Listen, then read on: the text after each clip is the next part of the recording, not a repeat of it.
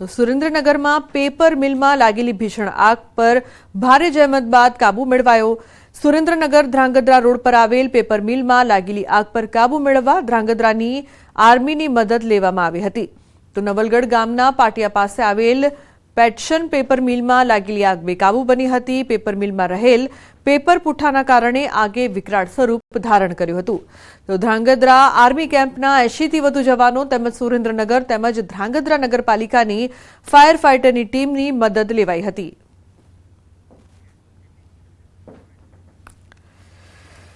રાત્રે મેસેજ મળ્યા કે સુરેન્દ્રનગર જિલ્લામાં આ જગ્યાએ આગ લાગેલી છે પેપર મિલમાં। તો ત્યાંથી અમારી બે ગાડીઓ ગજરાજ 20,000 લીટરના છે જે લઈને અમે આવ્યા। અહીંયા અહીં જોયું માહોલ બહુ જ મતલબ આગ જબરદસ્ત ફેલાયેલી હતી અને બીજું બધું પ્રોપર્ટી બી એમ કે જોખમમાં આવેલી હતી। આવીને પાણીનો મારો કરી અને સંપૂર્ણ આગ બુઝાવવાની કોશિશ ચાલુ છે અને હાલમાં આગ ઉપર કાબુ મેળવેલો છે। તો કચ્છના કિડાણા નજીક કચરામાં આગ ભભૂકી ઉઠી હતી। ગાંધીધામની ભાગોળે આવેલા ખુલ્લા વિસ્તારમાં કચરાના ઢગલામાં આગ। મહાનગરપાલિકા દ્વારા જ અહીં કચરો ઠલવાતો હોવાનો આક્ષેપ। ગાંધીધામ કિડાણા વચ્ચે ખુલ્લી જગ્યામાં પ્લાસ્ટિક સહિતના કચરામાં આગ લાગી। તો ગાંધીધામ નગરપાલિકા સહિત 5 ફાયર બ્રિગેડની ટીમની લેવાઈ મદદ। પવનના કારણે આગે વિકરાળ સ્વરૂપ ધારણ કર્યું હતું। તો મનપાની કામગીરી પર ગંભીર આક્ષેપ પણ કરવામાં આવી રહ્યો છે। બીજી તરફ બોટાદની વાત કરીએ તો બોટાદ તાલુકાના જમરાળા ગામે રોડ પર કારમાં આગ લાગી હતી। ભાવનગરથી બોટાદ તરફ આવી રહેલ ચાલુ કારમાં આગ લાગવાની ઘટના। કાર સંપૂર્ણ બળીને ખાખ થઈ। તો કારમાં આગ લાગતા ધુમાડાના ગોટા દૂર સુધી દેખાયા હતા। કારમાં સવાર ચાલકે આગ લાગતા સતર્કતા દેખાડતા કારમાંથી નીચે ઉતરી જતા જાનહાની ટળી। ઘટનાની જાણ થતાં બોટાદ ફાયર બ્રિગેડે ભારે જહેમત બાદ આગ પર કાબુ મેળવ્યો છે। કારમાં આગ લાગવાનું કારણ અકબંધ। બીજી તરફ નવસારીની વાત કરીએ તો નવસારીના ચીખલી તાલુકાના આલીપુર ગામ પાસે 2 ગાડીઓ સામસામે ટકરાતા અકસ્માત થયો છે। ગાડી ટકરાતા બંને ગાડીમાં આગ લાગી। ઘટનામાં બંને ગાડી બળીને ખાખ થઈ। તો ઘટનામાં એક વ્યક્તિને ઈજા પહોંચતા હોસ્પિટલ ખાતે ખસેડવામાં આવ્યો છે। ફાયર વિભાગના જવાનોએ ઘટના સ્થળે પહોંચી આગ પર કાબુ મેળવ્યો છે। ઘટનાની જાણ થતાં પોલીસ ઘટના સ્થળે પહોંચી હતી।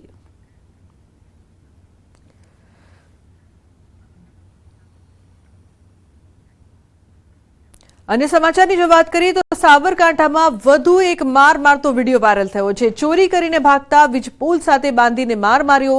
પોલો ગ્રાઉન્ડ વિસ્તારમાં માર માર્યાની ઘટના। માર માર્યાનો વિડીયો થયો છે વાયરલ।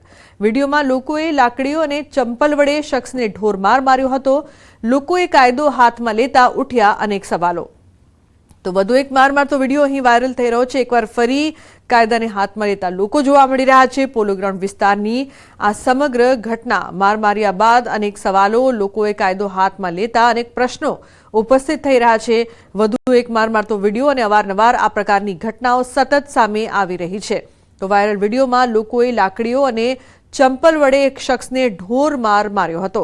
ઉલ્લેખનીય છે કે સાબરકાંઠામાં વધુ એક માર મારતો વિડીયો વાયરલ થયો છે। ચોરી કરીને ભાગતા વીજપોલ સાથે બાંધીને માર મારવામાં આવ્યો।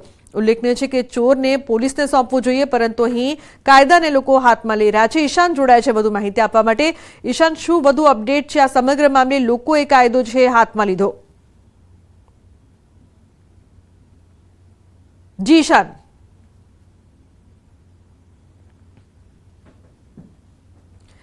તો જે પ્રકારથી લોકોએ કાયદો હાથમાં લેતા અનેક સવાલો ઉપસ્થિત થઈ રહ્યા છે। ઉલ્લેખનીય છે કે ચોરી બાદ યુવકને વીજપોલ સાથે બાંધીને ચંપલ અને લાકડીઓથી ઢોર માર મારવામાં આવ્યો હતો, જે બાદ આ વિડીયો છે તે વાયરલ થઈ રહ્યો છે।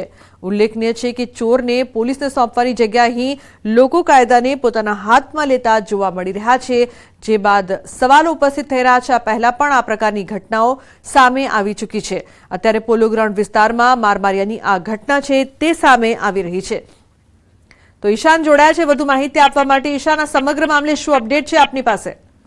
સ્વરૂપના ચોક્કસ કે હિંમતનગરના જે પોલો ગ્રાઉન્ડ વિસ્તાર છે એક સોસાયટીમાં 3 જેટલા ચોરો ઘૂસ્યા હતા અને તેમાંથી એક ભાગવા જતા એક ચોર પકડાઈ ગયો હતો, જેના કારણે સ્થાનિક લોકોએ એકત્રિત થઈને તે ચોરને થાંભલા પાસે બાંધી દોરમાર માર્યો હતો અને આ સમગ્ર મામલે વિડીયો બનાવી સોશિયલ મીડિયામાં વાયરલ કર્યો હતો।